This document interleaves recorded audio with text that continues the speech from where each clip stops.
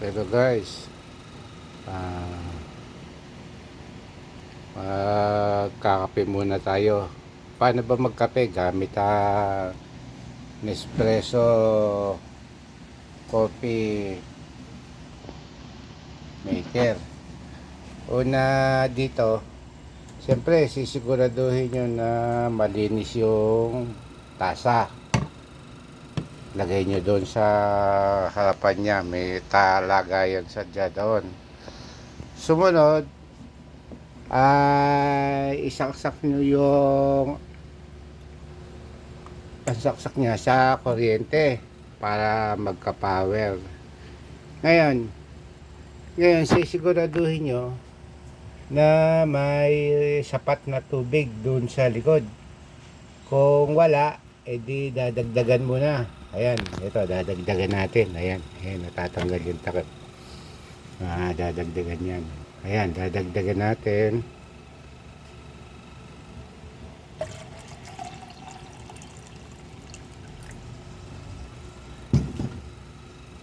Para puno. Ngayon, siguraduhin nyo na nakalak mabuti. Lalagotok yun. Yun yung lock nun. Ngayon, ano ba kasunod nun? Siyempre, titingnan nyo. Aangatin nyo tong cover. Ayun, malalaglag yung luma. So, ang gagawin nyo ngayon ay siyempre magdidesisyon na kayo kung anong klase ng kape ang gagamitin nyo. Sa amin, ito ang available na choices sa kape. Yung isa Brazil, ang nakalagay Brazil. Ayan, Brazil. It's ideal for cappuccino. Pero hindi man tayo magka-cappuccino. Yung isa naman ay Costa Rica. Ideal for Spanish latte. Tapos yung isa, yung Fortissimo. 10 out of 10. Ito ay maano po ito, matapang po ito. Matapang, kaya 10 ang kanyang strength.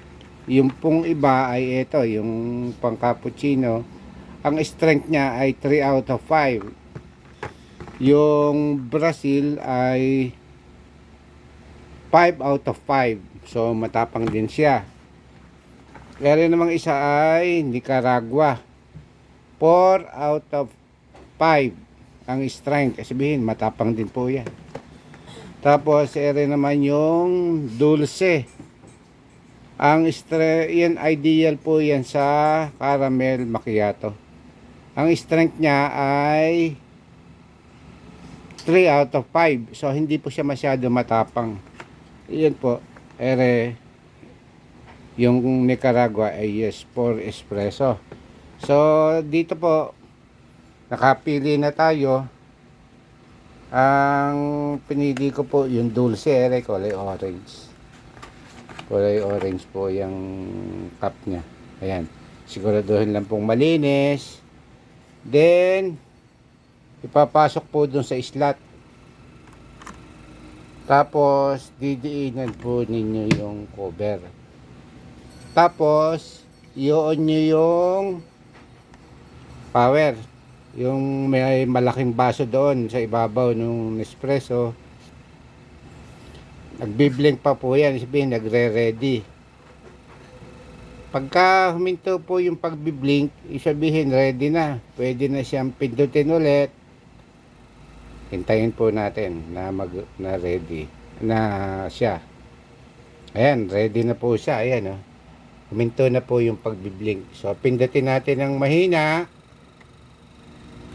Then po. Ayan, meron na tayong kape. Lumabas na po yung kape na umuusok na kape.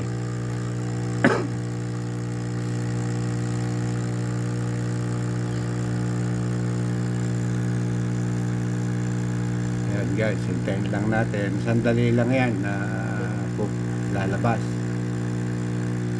Ayan. Kung naamoy nyo lang guys, ang bango ng kape. Galing sa Nespresso. Ayan. Edi, tumigil na po yung malaki. Ngayon, option nyo po kung gusto nyo pindutin pa yung maliit. Pag pinindot nyo pa yung maliit, lalabas pa yan ng konti. Ayan, pinindot natin. Ayan, may lumalabas pa. Para tama-tama sa isang tasang kape. Yan pong tasa ng kape na yan, ay kasama po yan sa machine. Pag binili ninyo. Ayan. Ayan po, may ano na tayo. Black coffee. Na pwede nang inumin. Ready na yung inumin. Okay na. Ayan. Dinig yun. Ngayon, siyempre, kukuhanin nyo na yung kape nyo. Amuyin muna natin. Ang bango. Ayan. Eto guys, kape na. Tikman natin. Mainit. Pero masarap.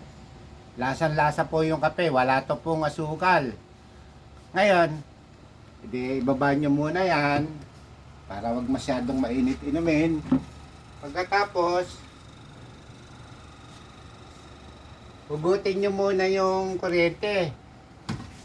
Ayan.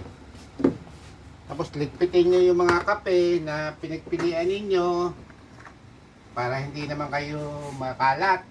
Ayan. Ililigpit natin. Ngayon, siyempre, meron tayong pinagamitan dito ng ang tawag po dito ay coffee pods o coffee capsule. Ngayon, aangatin po natin ito. Malalaglag po yung ginamit nating coffee capsule o coffee pods. Hihilahin po natin ito. Ayan. Ito po ay napapaghiwalay. Ayan. Hihilahin po natin. At kailangan po natin itong itapon para po yun namang gagamit na susunod. Ganyan po nagiging itsura niya pagka gamit na. May butas-butas na. Pagka po hindi pa siya gamit, ganire. Ayan ang itsura. Walang butas. Kaya itatapon po muna natin nire para courtesy sa susunod na gagamit meron siyang lalagyan, may pansalo. Yun lang guys at sana tikman ulit natin ating kape, medyo malamig na. Sarap ating kape. Yun lang guys. Thank you for watching.